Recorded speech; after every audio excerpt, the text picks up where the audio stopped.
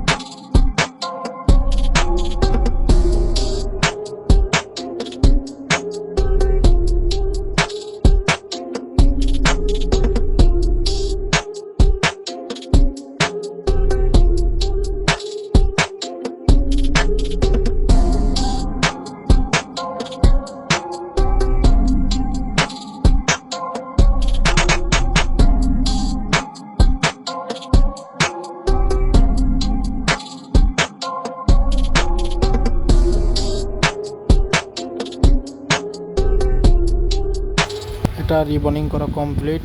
এখন আমরা ফিটিং দিয়ে চেক করে দেখব। আমরা সাকসেসফুলি কাজটা করতে পারলাম। ফোনটা অন হয়ে গেছে।